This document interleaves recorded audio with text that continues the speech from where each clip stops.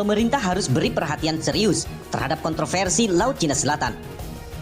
Pemerintah diminta untuk tetap melakukan politik aktif sambil mempersiapkan persenjataan perang yang modern terkait kontroversi Laut Cina Selatan, di mana hal itu harus menjadi perhatian serius pemerintahan Indonesia. Anggota DPR dari fraksi PKB, Marwan Jafar, mengatakan, pemerintah harus terus melakukan dialog secara intensif dalam menyikapi masuknya armada dari China dan Amerika Serikat di Laut Cina Selatan. Karena ini melibatkan negara superpower, Indonesia harus bisa melakukan diplomasi yang soft supaya tidak persoalan yang berlarut-larut, kata Marwan kepada wartawan pada hari Kamis. Dengan munculnya armada-armada dari negara-negara besar seperti China dan Amerika Serikat di Laut Cina Selatan, dalam rangka SEAWORD harus menjadi perhatian serius Indonesia supaya saling memahami sekaligus bisa memahami komunikasi yang intensif imbuhnya.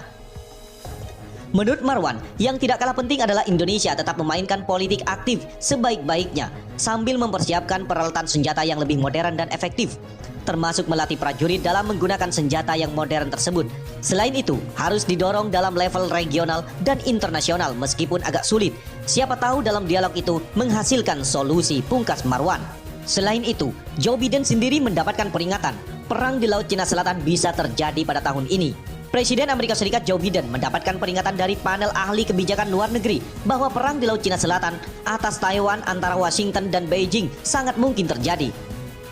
Express.co.uk memberitakan sebuah laporan dari lembaga think tank CVR mengatakan kepada Biden bahwa krisis parah di Laut Cina Selatan dapat terjadi pada tahun ini.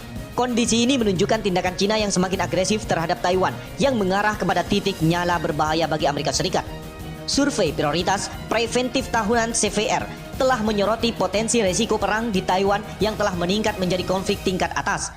Mengutip dari express.co.uk, para ahli yang berkontribusi untuk laporan tersebut mengatakan Taiwan khususnya dengan berkembang menjadi titik nyala paling berbahaya di dunia untuk kemungkinan perang yang melibatkan Amerika Serikat, China, dan mungkin kekuatan besar lainnya. Dalam upaya untuk mencegah potensi konflik, Biden telah didesak untuk mengubah dan mengklarifikasi strategi Indo-Pasifiknya.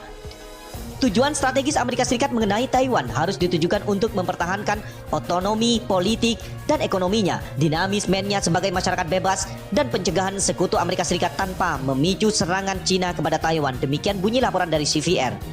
Beijing menganggap Taiwan sebagai provinsi yang memisahkan diri yang harus bersatu kembali dengan Cina dan mengancam akan merebut negara itu dengan paksa. Pada bulan Januari, Cina meningkatkan latihan militer di dekat Taiwan dengan melakukan serangan berulang kali ke wilayah udara negara tersebut.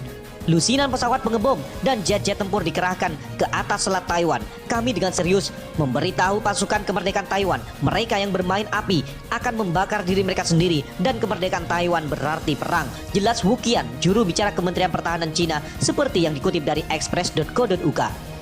Kegiatan militer yang dilakukan oleh Tentara Pembebasan Rakyat Cina di Selat Taiwan merupakan tindakan yang diperlukan untuk mengatasi situasi keamanan saat ini di Selat Taiwan dan untuk menjaga kedaulatan dan keamanan nasional.